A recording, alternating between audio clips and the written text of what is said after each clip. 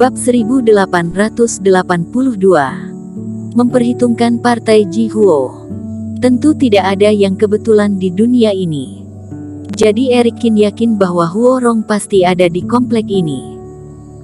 Pada saat ini, Reiki yang seperti giok tadi secara bertahap menghilang, dan cahaya terang tadi juga secara bertahap meredup. Entah apakah itu karena penyerapannya sudah selesai atau baru menyelesaikan tahap tertentu dari penyerapannya. Namun, yang membuat Eric Qin merasa aneh adalah ketika dia mendekati tempat ini, plakat giok di tangannya tiba-tiba memberi reaksi yang aneh. Dark Eye pun dibuka, dan tatapan Eric Qin tertuju pada sesuatu.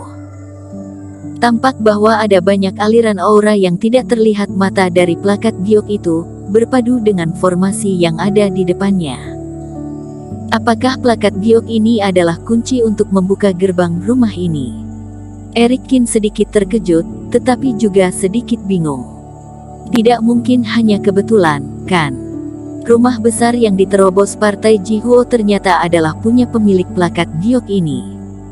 Sial, Eric Qin, kamu tidak boleh hanya melihat Huo Rong menyerap warisan itu. Kamu sekarang memiliki plakat giok ini, dan kamu juga memenuhi syarat untuk mendapatkan warisan ini. Ayo bergegas masuk dan hentikan Huo Rong. Iblis Fu juga bersemangat. Jangan gegabah, kita cari tahu apa yang terjadi di dalam dulu. Eric Qin menggelengkan kepalanya, dia memikirkannya sejenak, dan menyiapkan aura seluruh tubuhnya, lalu mengaktifkan teknik penyembunyian untuk menutupi aura tubuhnya sampai ke tingkat yang paling rendah. Kemudian melambat dan perlahan mendekati rumah itu. Bagaimana situasi di dalam rumah itu ia masih tidak tahu, jadi tentu saja harus pelan-pelan. Dan tidak ada yang tahu, apakah Huo Rong membuat jebakan lain ketika dia sedang menyerap warisan. Bagaimanapun, akan ada penglihatan saat menyerap warisan. Huo Rong bukanlah orang bodoh, dan tidak mungkin tidak bersiap-siap akan itu. Sampai di samping rumah itu, Eric Qin mencoba plakat giok terlebih dahulu. Benar saja, ketika lapisan tipis luar formasi ini menyentuh plakat giok, tiba-tiba terlihat seperti aliran air yang terpisah, membuka sebuah jalan.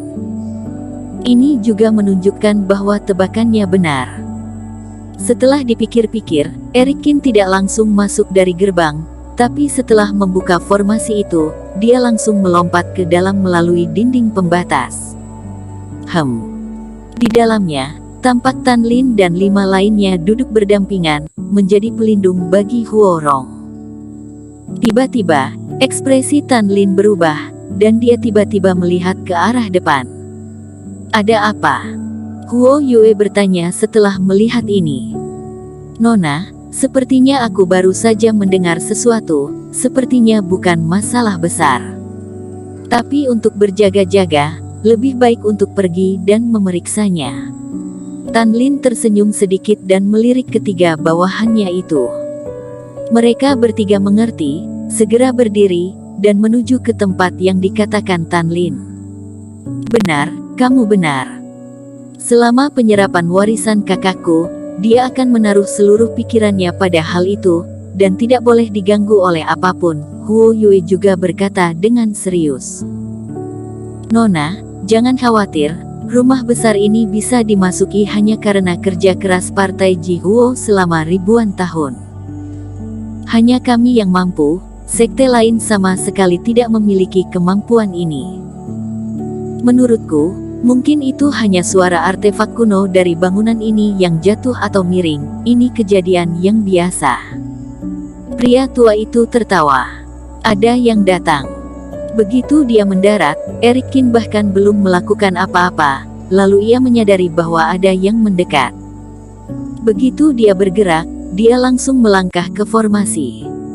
Lapisan formasi itu segera kembali ke keadaan semula, menyembunyikan Eric Qin dalam formasi tersebut.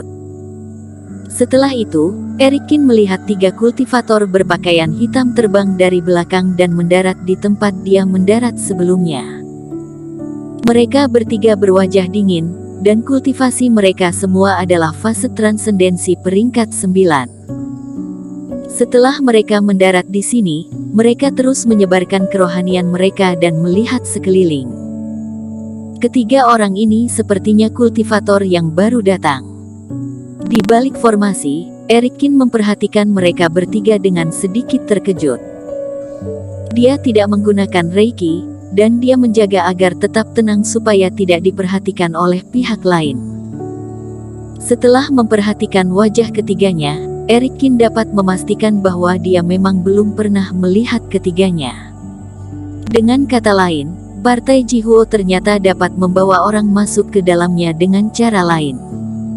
Entah apakah mereka ini memang tinggal di Gunung Suci atau dibawa oleh Huorong, masih belum pasti, tapi itu tidak penting. Tidak ada salahnya untuk berhati-hati, siapa tahu di sisi Huorong akan ada pelindung lainnya. Karena Erikin telah menggunakan teknik penyembunyian, jadi saat mendarat, ia tidak bersuara sedikit pun. Tidak menemukan apapun, ketiga orang itu pun sedikit lega, lalu berbalik dan pergi. Dan Erikin yang tidak terlihat dalam formasi, mengikuti mereka bertiga. Ketiga orang ini sepertinya salah satu bawahan yang melindungi Huorong, mengikuti mereka, pasti bisa menemukan sesuatu. Mengikuti perlahan di belakang, Erikin akhirnya tiba di sebuah lapangan kecil. Mata Erikin sedikit menyusut. Dia melihat ke dalam. Seperti yang diprediksi, Huorong sedang duduk di depan patung giok, matanya sedikit tertutup, seluruh tubuhnya dipenuhi Reiki, dan dia sedang menerima warisan. Orang ini, tak heran ia memberikan perintah pada Handy Si untuk mengatur penjaga api ekstrim dan menciptakan monster gelombang untuk membunuh dirinya. Pasti sebelum memasuki Gunung Suci, ia sudah tahu bahwa ia harus menjaga staminanya untuk menerima warisan. Ada 6 kultivator yang berbaju hitam. Yang terkuat adalah orang tua yang berada di puncak fase transendensi. Lalu ada pula Huo Yue, tetapi selain orang tua itu, yang lain tidak perlu dikhawatirkan. Di luar lapangan, Erikin menatap dengan dingin, memperhitungkan kekuatan lawan. Erikin, dengan begitu banyak orang, Partai Jihuo ini tampaknya tak terhindarkan dan sulit dihadapi. Iblis Fu juga berkata, atau kita tunggu dulu, lihat apakah anak itu memiliki kelemahan. Tidak mungkin. Erikin menggelengkan kepalanya dengan tegas dan berkata, Huorong menyerap warisan. Siapa yang tahu berapa lama yang akan dia habiskan, kalau kita menyerang sekarang setidaknya Huorong tidak bisa melawan. Jika terus ditunda, bisa jadi situasinya akan berubah. Namun formasi ini tersusun mengelilingi lapangan, jadi jika ingin memasukinya harus keluar dulu dari formasi ini. Tapi dengan begitu, pasti akan ketahuan oleh pihak lain. Meskipun ada perhitungan yang matang, pihak lawan selalu dalam keadaan waspada, dan ada begitu banyak orang, tentu tidak menguntungkanku di sini. Oleh karena itu, tetap perlu merencanakannya dengan baik, dan tidak bisa sembarangan keluar begitu saja. Apakah tidak menemukan sesuatu? Mendengar laporan dari ketiga bawahannya, Tan Lin mengangguk. Ini juga yang sudah ia prediksikan, jika tempat tetua ini begitu mudah untuk diterobos, Partai Jihuo tidak mungkin menghabiskan waktu bertahun-tahun. Nona, jangan khawatir, dengan formasi ini, selain aku, tetua dan yang lainnya, tidak akan ada yang bisa masuk. Melihat Huo Yue masih sedikit gelisah, Tan Lin tersenyum.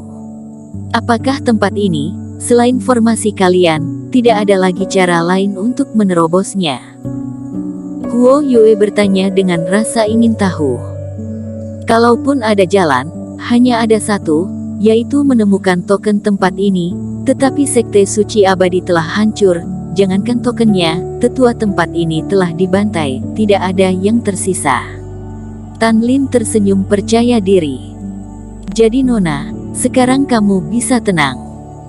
Di sisi lain, beberapa formasi dibuat di sekitar lapangan, lalu Erikin melirik Iblis Fu dan pengikut yang kuserahkan pada kalian. Tenang. Iblis Fu tersenyum.